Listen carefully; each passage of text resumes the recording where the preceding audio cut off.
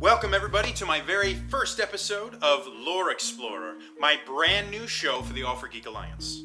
So, what is Lore Explorer? Well, for years, I've loved the background lore in all my favorite games, television shows, movies, and comics. I've spent literally hours at a time delving deep into the mysteries of the Dark Templar, spelunking around in the history of the Avatar and his or her many incarnations, investigating the uncertainty of how much control Gambit currently has over kinetic energy, and examining the secrecy of the Blade Singers of the Tel'Kesir. I love this stuff. So I decided to turn this passion of mine into something more and share it with all of my amazing fans. Today, we're going to descend into the antiquity of the Forgotten Realms and unearth one of the most pivotal points in its long history. An event so world-changing that its effects are still being felt in the realms today. Join me as we explore the lore behind the Times of Trouble.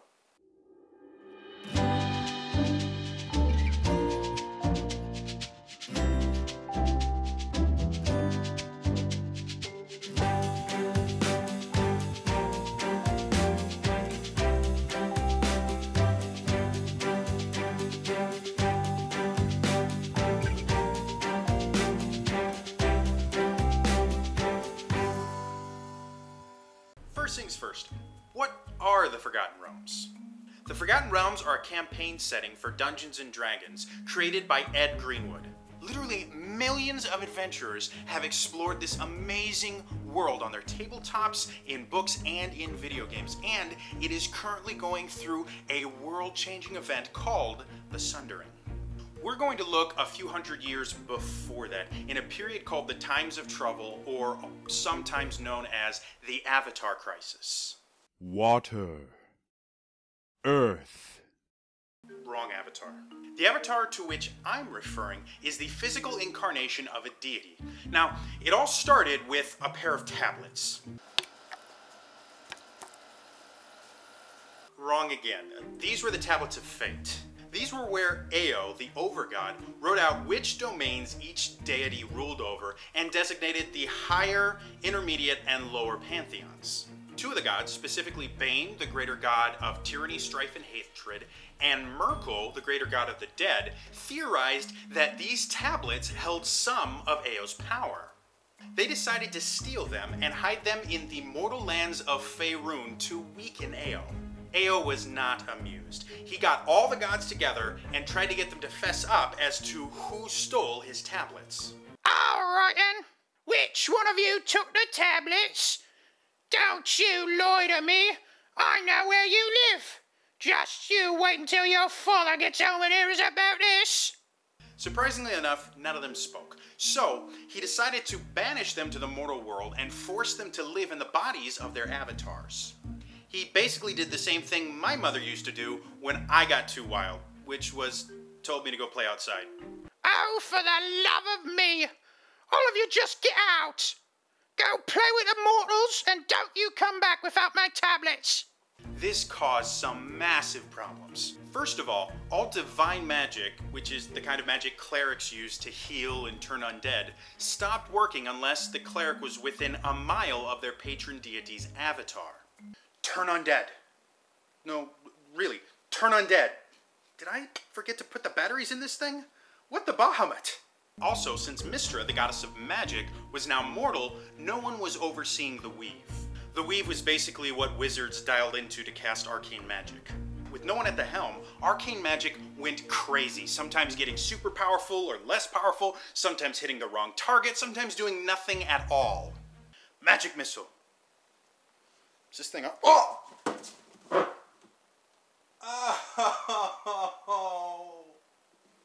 A ton of things happened during this time, far too much for me to cover in this one episode. So I'll focus on two of the things that are still affecting the world today. First, three of the greater gods died and became known as the Dead Three: Bane, Merkul, and Bahal. Bahal, who was the greater god of murder, foresaw his own death. So, in what can only be called the longest con ever, he went and impregnated a bunch of women so parts of his soul could live on in his children, affectionately called the Bahal spawn. Well, I'm gonna die. I guess I should go have lots of sex. Well, this seems like a very logical conclusion to me. How do you feel about your mother, Bahal? This not only was the prelude to the Baldur's Gate series of video games, it was also concluded in the first season of D&D Counters in the Sundering storyline, surprisingly enough called Murder in Baldur's Gate. The second big event was the death of Mystra. She found out that Bane and Merkel were the ones who actually stole the tablets, so she went to tattle on them to Ao. However, Ao had said that none of the gods could come back until the tablets themselves were returned. So Mystra still wasn't allowed in because she didn't physically have the tablets. She then tried to force her way in and was killed by Helm. Helm was the guardian of the gates of heaven and therefore was the only god not reduced to a mortal avatar during the times of trouble. Ao! Ao! Ao! Ao! Ao! Ao! Ao! Ao! Ao! Ah! Ah! Ah! Oh, for Bahal's sake, just kill her. Blah! After Mystra died, Ao decided that he still wanted someone to run the whole magic thing. So he ascended Midnight, one of Mystra's chosen, to godhood so that she could take over Mystra's duties. To make things easier on her worshippers, Midnight adopted Mystra's name. Dear Mystra, It's Midnight. I want a Mystra plushie. It's Midnight. And a magic wand with a symbol of Mystra. Seriously, it's Midnight. How hard is that? And I think you're the coolest goddess ever, Mystra. Midnight. And I know that Mystra's name will always be known as the awesomest goddess ever. Screw it, I'm Mystra. This was actually a bit of foreshadowing, since a few years later, Midnight/Mystra would be murdered, which would unleash the spell plague on all of Faerun. We'll talk about that debacle another time. Just suffice it to say, it was a heck of a lot worse than just some magic malfunctioning. The spell plague basically rewrote the laws of magic and changed the face of Faerun for a long time. Now that all of its effects are finally diminishing, the world is changing back to a way it was before the spell plague, which is part of what is causing the Sundering. The other part of the Sundering is the fact that Ao is rewriting the Tablets of Fate. After a party of adventurers found the tablets and brought them back to Ao, she destroyed them to prove that they were in no way linked to her power.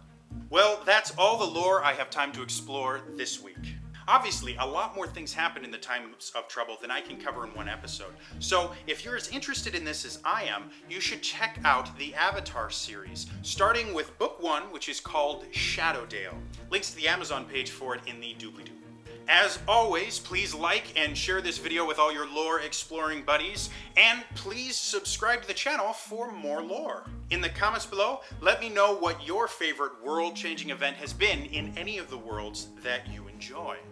Also, feel free to leave any recommendations for lore to explore in my next episode.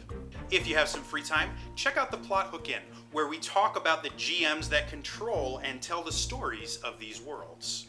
Again, that's all for me this week, and I will see you guys tomorrow on my personal channel for some streamy streams. Bye-bye.